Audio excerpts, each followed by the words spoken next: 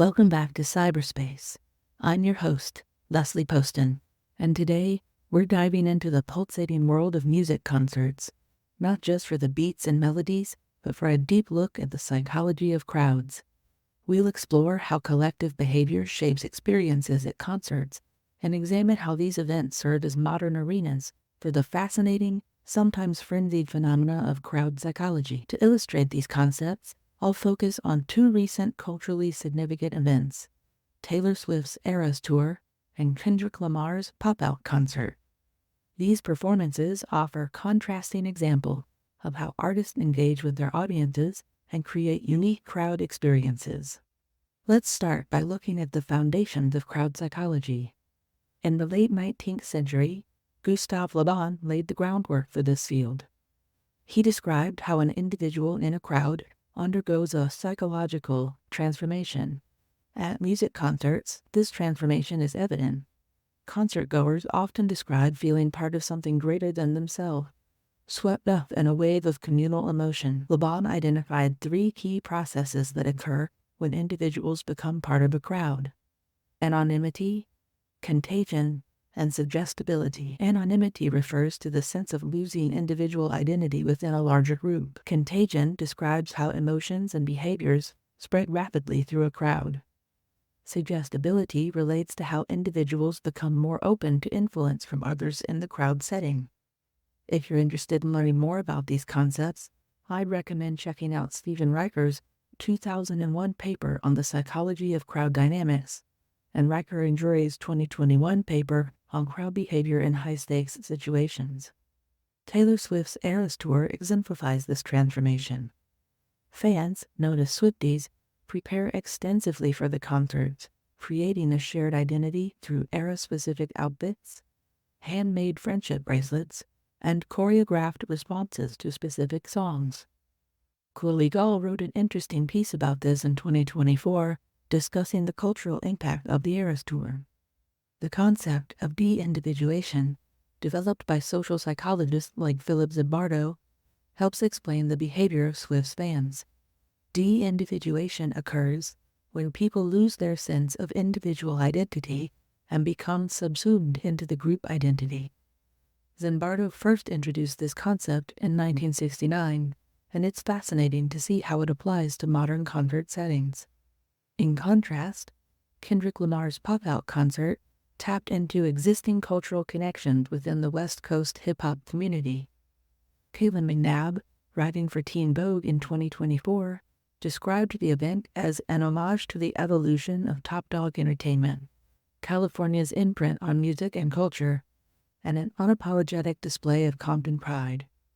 This approach created a different kind of shared identity, rooted in cultural heritage and local pride. In contrast to Swift crowds, where community is commercialized, Lamar's crowd brought an existing culture and identity with them and built on it via the music and the performance. Kendrick Lamar's concert demonstrates what social identity theorists call salient group membership.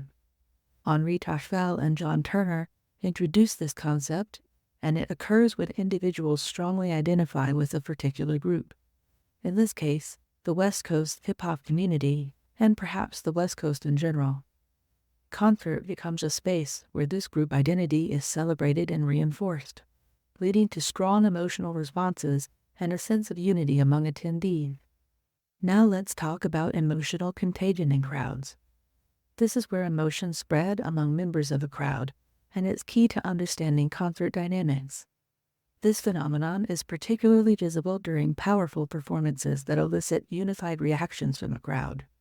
Psychologists Elaine Hatfield, John Cacioppo, and Richard Rapson defined emotional contagion in their 1993 paper as the tendency to automatically mimic and synchronize expression, vocalizations, postures, and movements with those of another person, and consequently to converge emotionally. This process is intensified in concert setting due to the close proximity of individuals and the shared focus on the performer. At Swift's Eras Tour, specific moments are designed to create powerful emotional responses. For example, the 10-minute performance of All Too Well often results in a unified emotional reaction from the audience. In her article in No Laying Up, Jordan Perez confirmed that fans all around her at the concert seemed to feel the same as Taylor Swift when she said that she was pouring her heart out from an important time in her life. Goldenberg, Garcia, Halperin, and Gross studied this phenomenon of emotional spread in groups, specifically in concert settings, in 2020. This shared emotional experience aligns with the concept of collective effervescence, introduced by the sociologist Durkheim in 1912. Collective effervescence refers to the sense of energy and communion that can arise when groups of people share a common experience.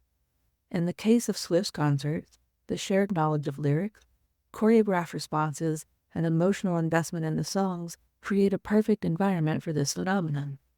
Kendrick Lamar's pop-out concert created a different kind of emotional contagion. His performance of Not Like Us, a track central to his recent musical beef with Drake, sparked intense reactions from the crowd. Paul A. Thompson, writing for Pitchfork, noted, "I've never heard a room get quite as loud as the Forum did in the silence following Euphoria, Kendrick's Scorched Earth opener." The intensity of the crowd's reaction to Kendrick Lamar's performance can be understood through the lens of emotional amplification in crowds. Sociologists Ralph Turner and Louis Killian proposed this concept, suggesting that crowds can amplify emotion, making them more intense and contagious. This is particularly evident in Kendrick Lamar's concert, where the cultural significance of his lyrics and the shared identity of the audience contribute to heightened emotional responses and more depth of feeling. Let's talk about identity and belonging. Concerts are not just gatherings, they're breeding grounds for shared identity. John Drury and Steve Riker published some fascinating research on this, discussing how being part of a crowd can lead to the emergence of a new social identity. Ryson and Branscombe hit upon this in regard to fan behavior as well in Music in their article in 2010. Swift's Eras Tour has become a cultural phenomenon, partly because it offers fans multiple ways to express their identity and community. From dressing up in era-specific outfits to trading handmade friendship bracelets, Swifties, as they're called, have developed elaborate rituals of belonging. Jordan Perez, in that same 2023 article for No Laying Up, quoted a fan who said, "There is a Taylor Swift for everyone, and that's respected." This really captured the inclusive nature of Swift's fandom. This sense of belonging can be explained by the concept of communitas, introduced by anthropologist Victor Turner. Communitas refers to an intense community spirit, the feeling of great social equality, solidarity, and togetherness. It often emerges during liminal experiences, which concerts can certainly be considered. The shared rituals and experiences of Swifties at the Eras Tour creates a strong sense of communitas among attendees. Kendrick Lamar's pop-out concert united different elements of West Coast culture. Caitlin McNabb, in her 2014 Vogue article, observed, "He made the choice to bring out LA gang members of various affiliations, basketball players, fellow entertainers, and family members on stage with him for his 5 blowout crescendo renditions of Not Like Us." This approach created a sense of belonging rooted in shared cultural experiences and local pride. The unity fostered at Kendrick Lamar's concert aligns with the concept of collective identity in social movement theory. Francesca Paletta and James Jasper wrote about this. Collective identity refers to an individual, cognitive, moral, and emotional connection with a broader community. By bringing together diverse elements of West Coast culture, Lamar's concert strengthened the collective identity of his audience, transcending individual differences to create a unified group experience. But what about the role of the setting? The physical environment of a concert plays a significant role in shaping crowd behavior. Whether it's a tightly packed indoor venue or an expansive outdoor festival, the environment influences how crowds form, move, and behave. Environmental psychology offers insights into how physical spaces affect human behavior. Roger Barker introduced the concept of behavior settings, suggesting that certain environments are associated with specific patterns of behavior. In the context of concerts, the setting creates expectations and norms that guide audience behavior. Novelli, Drury, Riker, and Thott dug into the impact of setting on crowd behavior in their 2013 research on the impact of crowdedness on positive emotions in crowds. Taylor Swift's Eras Tour takes place in massive stadiums, transformed into immersive, era-specific environments. Pallavi Bose, writing for Prestige Online, described it as, "The entire stage feels like a fortress, with vivid, colorful explosions timed to every melody." Tapestried dancers in appropriate backgrounds from cityscapes to forests surround Swift. This elaborate setup contributes to the overall crowd experience, helping fans feel transported through Swift's musical journey. The immersive environment of Swift's concerts can be understood through the concept of environmental affordances, introduced by James Gibson. Affordances are the possibilities for action that an environment offers. In this case, the elaborate stage design and lighting afford opportunities for specific fan behaviors, such as synchronized dancing or coordinated light displays with their phone. In contrast, Kendrick Lamar's pop-out concert at the Kia Forum in Inglewood, California, relied less on elaborate stage design and more on the cultural significance of the venue and the assembled crowd participation. Paul A. Thompson described it as a West Coast reunion and an unforgettable haters' ball. The setting itself and the heart of Lamar's home territory added to the concert's emotional impact. Lamar's use of a culturally significant venue aligns with the concept of place identity in environmental psychology. Harold Profanthi and his colleagues introduced this concept, discussing how place identity refers to the way physical environments contribute to an individual's sense of self. By performing in a venue closely tied to West Coast hip-hop culture, Lamar reinforced the audience's sense of cultural identity and belonging. Different music genres can influence the type of crowd behavior at concerts. This phenomenon can be understood through the lens of musical entrainment, a concept from music psychology. Martin Clayton and his colleagues wrote about this, describing how musical rhythm can synchronize physiological processes and motor behaviors among listeners. Nave et al. Explored the relationship between music preferences and personality and its impact on crowd behavior at genre-specific concerts. Swift's pop anthems encourage synchronized, choreographed responses from fans. Bose noted in her article that during Cruel Summer, fans know to shout specific lyrics, and during Fearless, they make heart shapes with their hands. These overly rehearsed behaviors do create a sense of unity and shared experience among the crowd. The synchronized behaviors at Swift's concerts demonstrate what psychologists call behavioral synchrony. Jacques Launay and his colleagues wrote about this in 2016, referring to the tendency for people to unconsciously mimic the behaviors of others around them. In the context of a Swift concert, this synchrony is intentionally cultivated, enhancing the sense of connection among attendees. Kendrick Lamar's hip-hop show, on the other hand, created more fluid, reactive crowd dynamic. The energy of the crowd shifted with each guest appearance and each reference to West Coast hip-hop culture. Thompson observed in his Pitchfork article, "If there's any non-Drake controversy to mind tonight, it's the city politics of who is and who is not invited to the stage." This approach created a more spontaneous and culturally charged atmosphere. The fluid dynamics of Lamar's concert can be understood through the concept of collective creativity in improvised music performances. R. Keith Sawyer wrote about this in 2006. While hip-hop concerts often have a set structure, there's more room for spontaneity and audience participation, creating dynamic interplay between performer and audience. Let's look at the commercial aspects of fan culture at these concerts. This intersection of commerce and fandom is fascinating, and it's been examined through the lens of consumer culture theory. Eric Arnold and Craig Thompson wrote about this in 2005 and Duffett in 2013, all exploring how consumers actively rework and transform symbolic meanings encoded in advertisement, brands, retail settings, or material goods to manifest their particular personal and social circumstances and further their identity and their lifestyle goals. Swift's Eras Tour has become a merchandising phenomenon. fans spend considerable amounts on tickets, travel, outfits, and official merchandise. Chloe Gall, in her 2024 article, reported that Swift has generated $200 billion in merchandise sales during her Eras tour. This extensive merchandising contributes to fan identity and the overall concert experience. The phenomenon of Swifties investing heavily in merchandise and experiences aligns with the concept of brand communities in marketing psychology research.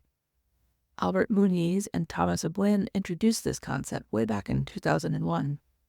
Brand communities are specialized, non-geographically bound communities based on a structured set of social relationships among admirers of a brand. Swift has effectively created a strong brand community where purchasing and displaying merchandise becomes a way of signaling membership and devotion. Lamar's approach seemed less focused on merchandise and more on cultural capital. His pop-out concert was notable for its roster of guest appearances and its cultural significance rather than merchandising opportunity. This difference reflects two distinct approaches to fan engagement and concert experiences. Lamar's approach can be understood through Pierre Bourdieu's concept of cultural capital, introduced in 1986. Cultural capital refers to non-financial social assets that promote social mobility beyond economic means. By emphasizing cultural authenticity and connection over merchandise, Lamar's concert allows fans to accumulate cultural capital within the hip-hop community through their participation in and enjoyment of his show. In today's digital age, the concert experience extends far beyond the physical venue as well. This expansion of the concert experience into digital spaces can be understood through the concept of network public, which Dana Boyd wrote about in 2010. She described how digital technologies have transformed how people gather, interact, and engage with each other. Zhang et al. Researched how online engagement translates to real-world fan behaviors as well.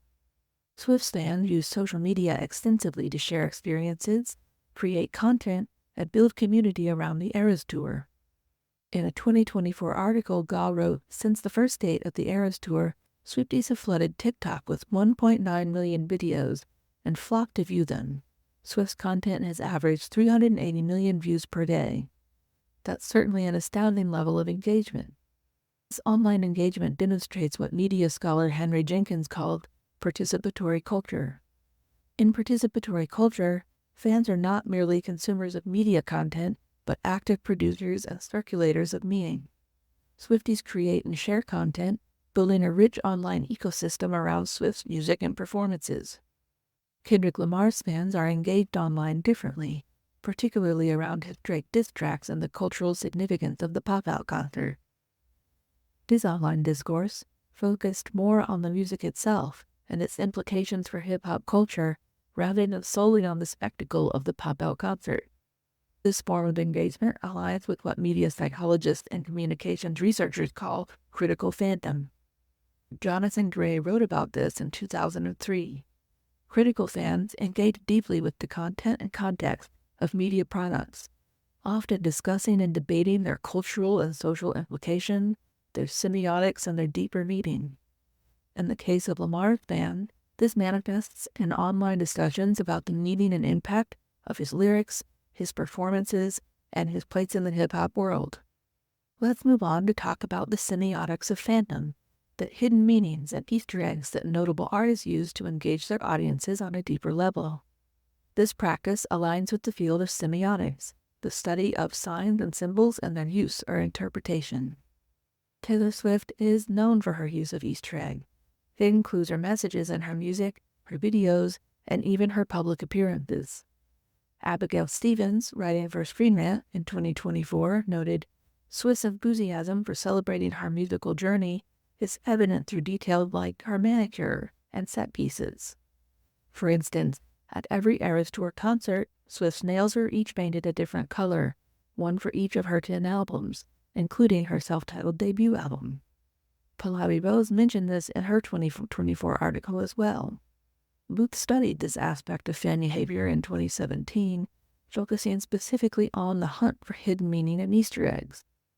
This use of hidden meaning taps into what semiotician and author Umberto Eco called unlimited semiosis.